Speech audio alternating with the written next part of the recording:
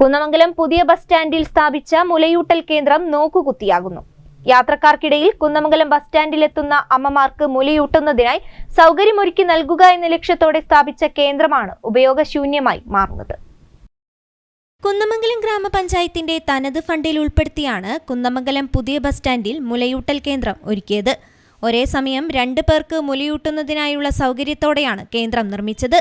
ദീർഘദൂര യാത്ര കഴിഞ്ഞെത്തുന്നവർക്കും മറ്റുമായി സുരക്ഷിതമായി കുഞ്ഞിനെ മുലയൂട്ടുന്നതിനുള്ള സജ്ജീകരണങ്ങളോടെ ഒരുക്കിയ മുലയൂട്ടൽ കേന്ദ്രമാണ് ഇന്ന് ഉപയോഗയോഗ്യമല്ലാതായി മാറിയത്.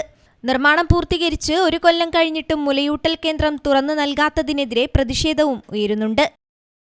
കുന്നമംഗലം പഞ്ചായത്ത് ബസ് സ്റ്റാൻഡിൽ പഞ്ചായത്തിൻ്റെ ചെലവിൽ ഒരു മുലയൂട്ട് റൂം നിർമ്മിച്ചിട്ട് വർഷം 1 കഴിഞ്ഞു എന്നാണ് എൻ്റെ അനുമാനം.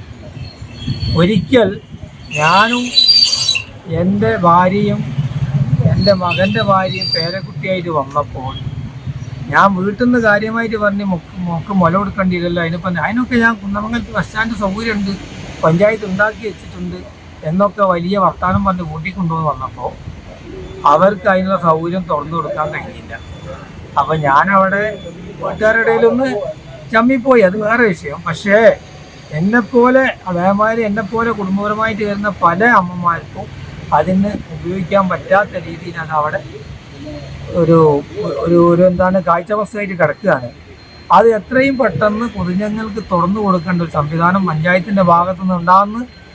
ദിനംപ്രതി 100-ലധികം ആളുകളാണ് കുന്നമംഗലം പുതിയ ബസ് സ്റ്റാൻഡിനെ ആശ്രയിക്കുന്നത്. നിലവിലെ സാഹചര്യത്തിൽ ഇത്തരം സ്ഥലങ്ങളിലിരുന്ന് മുലയൂട്ടുന്നതും വലിയ പ്രയാസമാണ് സ്ത്രീകൾക്ക് സൃഷ്ടിക്കുന്നത്. സുരക്ഷിതമായ കേന്ദ്രം നിർമ്മിച്ചിട്ടും എന്തുകൊണ്ടാണ് ഇത് തുറന്നു നൽകാത്തതെന്ന ചോദ്യത്തിന് പഞ്ചായത്ത് അധികൃതർക്ക് ഉത്തരമില്ലാത്ത സ്ഥിതിയാണ്. കൈക്കുഞ്ഞുങ്ങളുമായി യാത്ര ചെയ്യുന്ന ഒട്ടേറെ അമ്മമാരാണ് ഇതുമൂലം പ്രയാസം അനുഭവിക്കുന്നത്. പ്രശ്നത്തിന് വേണ്ട പരിഹാരം കാണണമെന്നാണ് കുന്നമംഗലത്തെ ജനങ്ങളുടെ ആവശ്യം. News bureau, Kunnamangalam.